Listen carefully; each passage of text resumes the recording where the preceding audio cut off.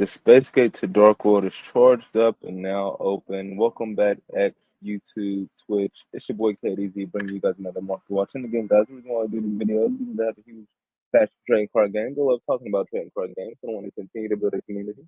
Has the same love and passion for admiring all those gorgeous floor windows. With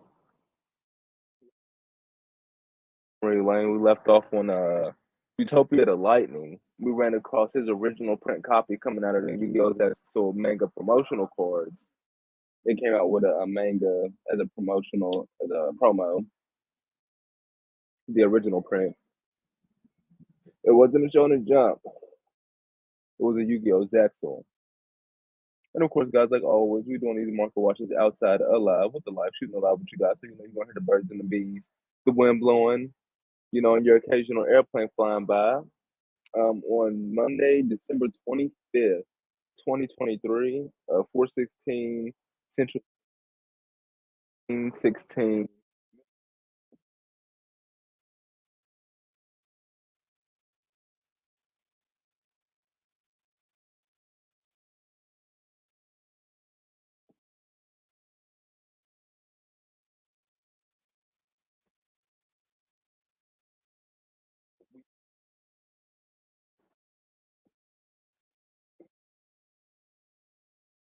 premiered. Premiered on Nicktoons February 21st, 2016. History is all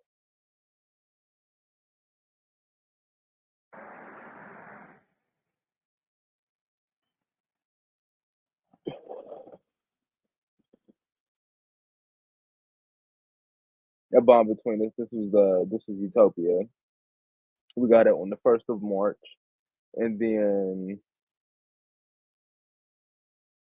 release for Premium Gold, Infinite Gold, 2016. Wow, I just missed Premium. I was a year late on Premium Gold, Infinite Gold. What I consider S tier Gold Rare technology, Gold Rare done right. The Gold Secret Rares in Infinite Gold and Return of the Bling. They rival that of our current Secret Rare technology that we're using in our core sets like Battles of Legend. In my opinion, like I said, those Secret Rares, those Gold Secret Rares were ahead of the time. So Premium Gold, Infinite Gold, that's going to be a treat to look into.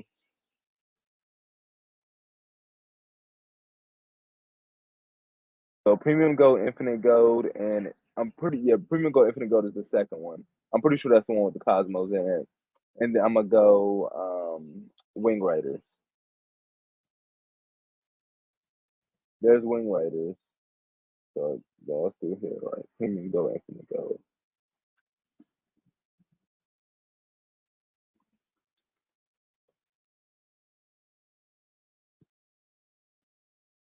Premium Gold, Infinite Gold. Let's reverse engineer this, go back into Infinite Gold. Even the booster boxes are kind of nice. Like I said, Gold Secret are done nice. You got number 38, Hope Harbinger, Dragon Titanic Galaxy. This was the original print for this for a very long time. I want to say at one point this was like well cheaper than what it is now. What is going on with Hope Harbinger? It's a $10 card again.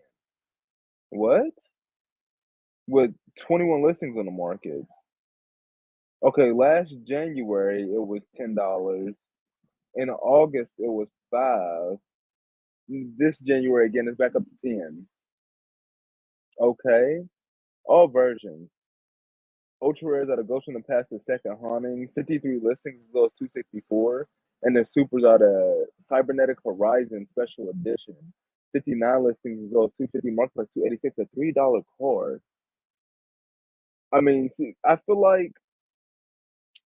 course, the older the rare, the minter, the better.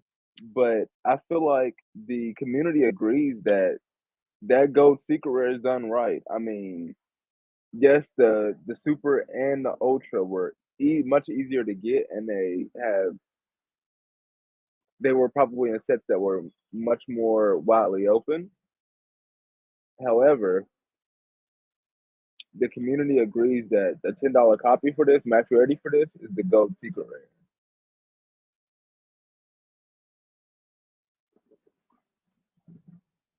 And you got number 77, the Seven Sins, which has been going through buyout after buyout. Number 35, Ravenous Tarantula. Number 84, Pain Gainer. Max C is actually up in here. Lightning Jador. Remember we were going over this lure window of the original print Ultimate Rare? I think Max Condition, like first ed, you could get like 17 to 22 or something like that. Sword Charge Warrior and Beatrice, these were the original prints for the longest. I played as Beatrice over any of the premium gold or the ultra that they have for id. That's a no-brainer. Yup, and then the Cosmos are in here. Because I have like all the Cosmos. Number 37, Hope Woven Dragon Spider Shark, one of my favorite cards. I still don't even own this card. It doesn't even have a reprint. And it's cheaper than it's ever been. Made in heaven? You darn right. That playset is definitely made in heaven.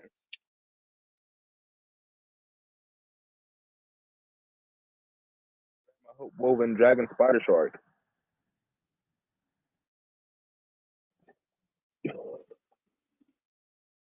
It's like four things in one.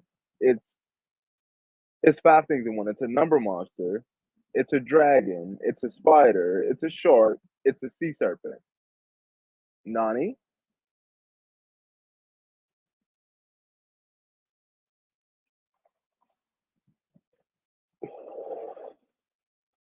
This set actually has some really good printing of cards. Bahamut Shark, original prints for Stardust Charger, Beatrice, Hope Harbinger. Another Hope card. Hope Woven Dragon Spider Shark. Hope Harbinger. Number 37 Hope. Number 38 Hope.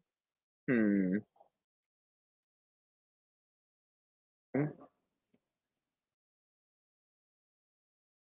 Now, Ghost Ogre came as a reprint in here. Giant Hand. This was the first reprint from it being a prize card. Ultimate Bitch Balkan is used in like that FTK. It still doesn't have a reprint. The secret is cheaper than ever. I could have sworn that it spiked up recently. Cosmo Dark Destroyer. That definitely granted some nice me to pull off for that.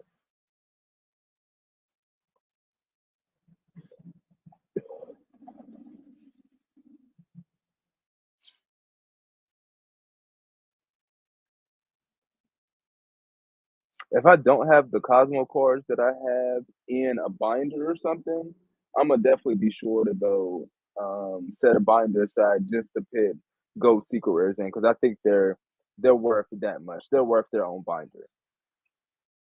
The Gold Secret Rares are worth their own binder, and they give us 40 of them.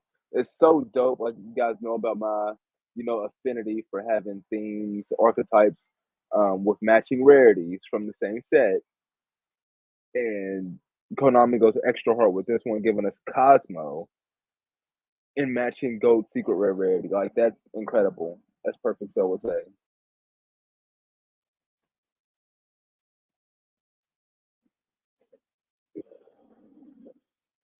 Interestingly enough, number monsters are holding the top slots in these sets. Exceed monsters. Do they not have reprints? No, and the Ravenous Tarantula doesn't have a reprint. That's probably what's been considering contributing to his buyout. And Pain Gainer doesn't have a reprint. Okay, nice, nice. We go back 7 years later, almost 8 years now, and we still see a whole bunch of cars that just don't have reprints.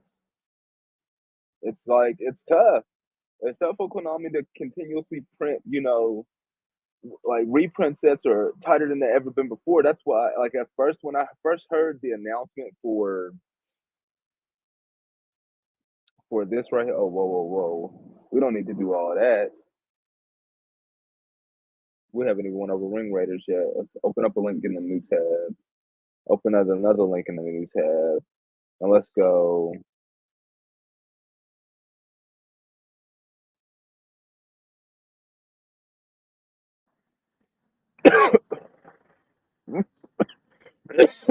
Legendary.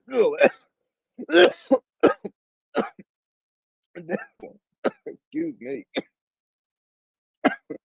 I think these MSRP for 30. So the fact that these MSRP for 30 and the main boxes are around 25. That's solid on the main boxes. But the displays only being 100. That's a hell of a deal. It's a third of its price. It's on sale, 33% off for a display. Um, Come with some QCSRs. Like I said, these QCSRs are not obsolete. These are also art, Dark Magician Red Eyes. The Blue Eyes is worth it. As you can see how obsolete they are. Look at the prices on them now. The Blue Eyes is worth it because he still hasn't got a reprint. But I'd be hard pressed to think that Konami does not. If Konami skips the original print lore window from the anime Blue Eyes White Dragon that Kaiba used in QCSR by this coming world,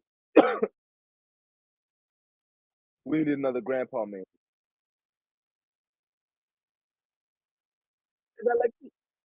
Don't screw us over. Like for real. If they do that, bro, they hit us with a Grandpa meme. Because there's no way in hell you turn around and you give Dark Magician and Red Eyes, not only this year, not only do you give them Speed Duel Secret Rare reprint when you in Streets of Battle City and you leave the Blue Eyes original artwork out of that after you put them in the first Battle City, but you put Dark Magician and Red Eyes in the 25th anniversary 10 of Dueling Heroes in their original artworks in QCSR.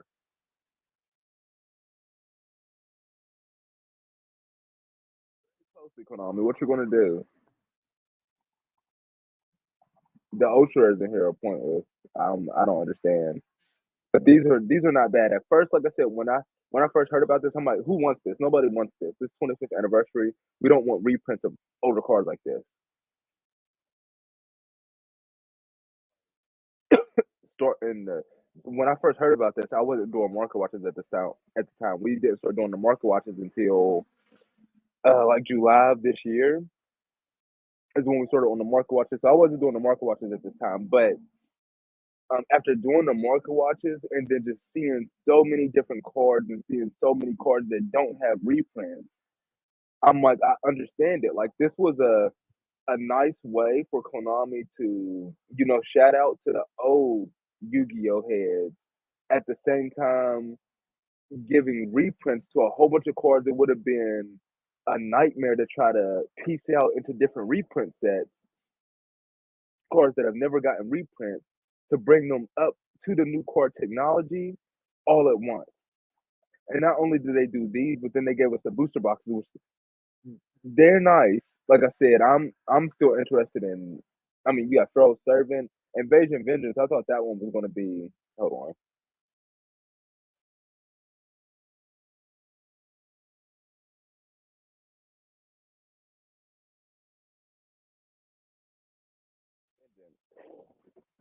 Throw Servant at $53. This is my favorite one outside of Dark Crisis, out of the first success that they put in the Legendary Collection 25th anniversary. But because they reprinted booster boxes for all of them again and giving them again another influx of those reprints. But um, they didn't. They skipped Dark Crisis, which was my favorite set out of those six. This Throw Servant was my next favorite set. It's still at $53, but extremely five head play by Konami, reprinting all these old cards in the newer card technology without having to piece them out in the individual reprint slips, taking up slots. For the sake of the 25th anniversary rarity collection. I mean the 25th anniversary. But like I said, I feel like they could continue the trend and they could double down on this and they could give us GX or they could give us 5D.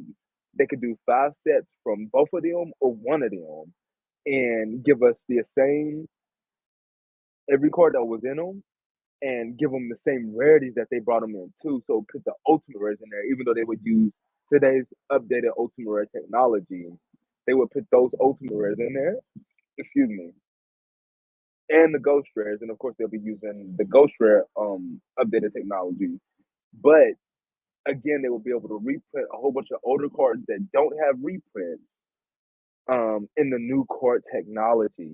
And I feel like the community would love Konami for that. Like these are one thing, but they're giving us those sets that have extra rarities in them and keeping the extra rarities. That's the coup de grace.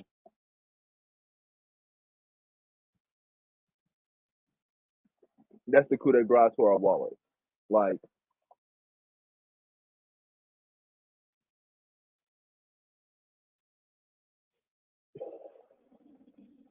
that would be stunning. But still, just looking at these, like I think that's so cool. Like Beast of Tower Ultra Rare now it has Fiend and Normal Monster on the updated text. This card is always treated as an Arch Fiend card. Like that definitely was not on there back in the day. Like that's just so dope. And to get like every card fleshed out like that, or at least a lot of them fleshed out like that, without them having to put them in uh piecing them out into individual reprint sets. There you go. But like I said, looking back at this was extremely nice move by Konami to give us this. I don't know how we got talking on that.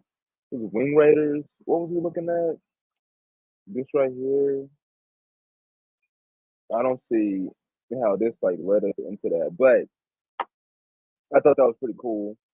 Still looking at Premium Gold, Infinite Gold though. You got Ice Hand, Fire Hand here, Gold Secret Rares. Do these have reprints? Angmar, the Fiendish Monarch. Okay, what's going on here? Red Supremacy. I'm pretty sure this has a reprint. I remember seeing this as like a common.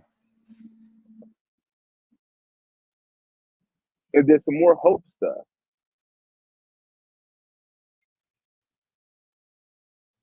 Hope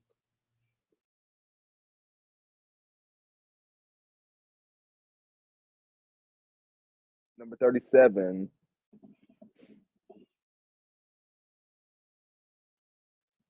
Uh, Chaos Exceed Varian Hope. I mean, with a name like that, you would think it would be a protagonist card, but because it's a Varian, that makes me think it's definitely an antagonist card.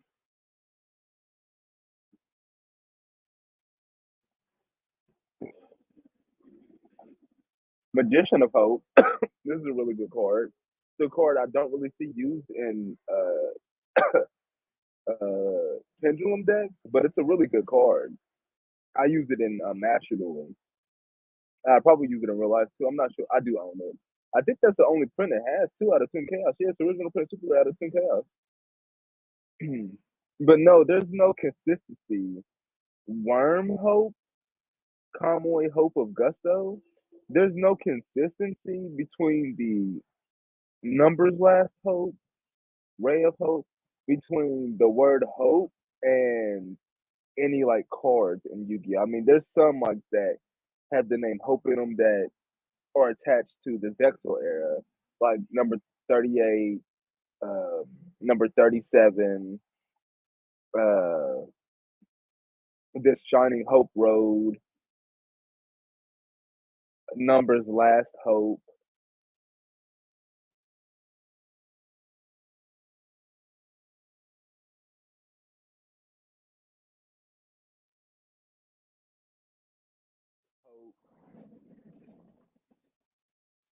Magician of Hope. I'm going on Magician of Hope. That's R5.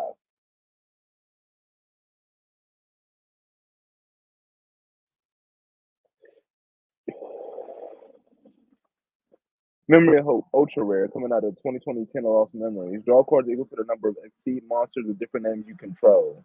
You can only activate one Memories of Hope per turn. I don't think there's any card that searches Hope cards in Yu-Gi-Oh.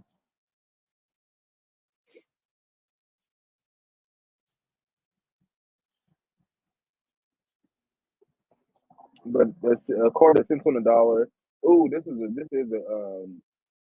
We'll just look at the whole set.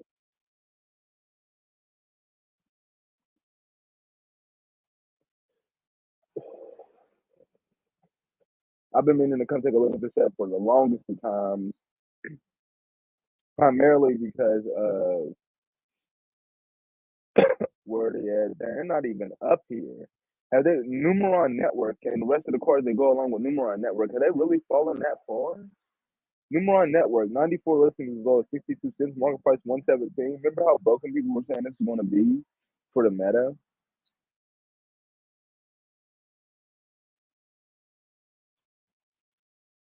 Dark Arm, the Dragon of Annihilation, that thing is $9 now. Okay, that makes me wonder about the original print. All versions. The Shonen Jump magazine promo is about $9 as well. It's falling down. It was about 12, 13. Okay. But that's interesting. Let's go back though. Let's go back. Numeron Network, yes, dirt cheap doesn't have a reprint, even though they're probably going to get reprints in that upcoming set. However, that upcoming set is supposed to be covering like four Battles of Legend. Battles of Legend, Light's Revenge, Relentless Revenge, Heroes Revenge, and Armageddon. Okay, that's 400 cards, right? If this is supposed to be like a what do they call it? Okay, so Firehand has a reprint. Goat Secret looks nice. Then it has a couple reprints. A Secret and Battle Dragons the Legend. What?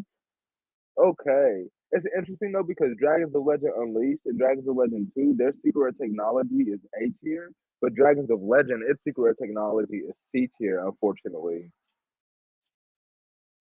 which would make this Firehand, in my opinion, better, even though this is like original print, if I'm not mistaken. It has common. It has some nice commons. A structure that common, structure that commons are always hella nice. The freaking commons, the card stock on Legendary Duelist Season 3, though, was impeccable. Like, the cards were so smooth on top of each other. I'm so tempted to go buy another Legendary Duelist Season 3. I'm so tempted because the card stock on these is just, it's so good. Not to mention that if I pull Magician Souls, that's half my money back. And I get dice. Dark Magician and Dark Magician Girl dice at that. If they wouldn't have gave a Dusted Gold and Malicious Bane secret rare reprints, or Magician Souls for that matter, secret rare reprints before this set would have held a lot more value. They killed the value of the set by trying to give value to the battles, the Brothers of Legend. That one didn't need any value. It had enough stuff in there. Y'all could have put. There's so many other cards that don't have reprints that y'all could have put in there outside of those when y'all already had those slated to come out here. I understand wanting to give them a secret rare, so y'all can put these new cards in there. But I would have settled with y'all throwing these in the Brothers of Legend, to be honest. But cards in the set 200, it's about it's 198 cards in the set. You see what I'm saying? So Legendary Duelist Season 3. Well, it's interesting though because it's like it's 198 cards with multiple of the cards being printed 3 times. But there's a lot of commons. Like if we filter it, there's 98 commons. So if you take 30 cards in the set, okay. I mean, the new Battles of Legend reprint set is supposed to include 4 different Battles of Legend sets in it that all have 100 cards in them. That's 400 cards. They're not going to give us all 400 cards. There are going to be some cards that miss that set. And even if they gave us 250 cards, there's 150 of them that you're going to miss. I think they're going to give us about 200 cards. So there's going to be about 200 more cards that they don't reprint, guys. And that can end up creating some value back here in these old Battles of Legend sets because it's like some cards that only have one reprint that came in Battles of Legend that they're not going to reprint again. So they're still just going to have the two.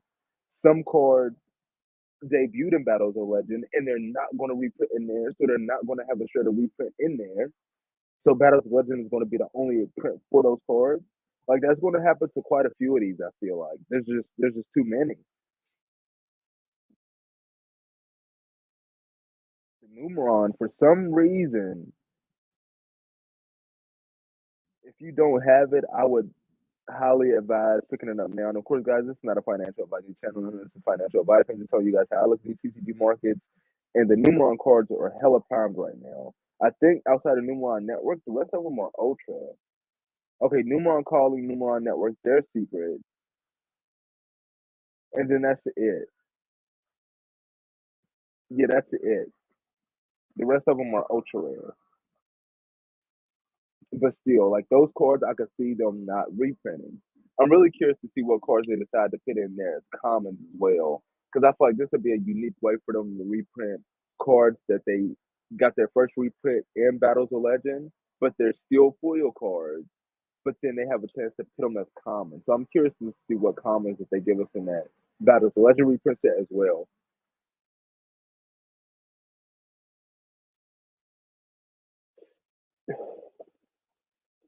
But yeah, a lot of the stuff is being fire sold.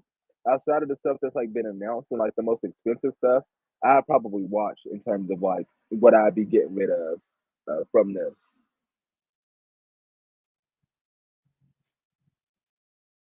Let's look at this real quick though.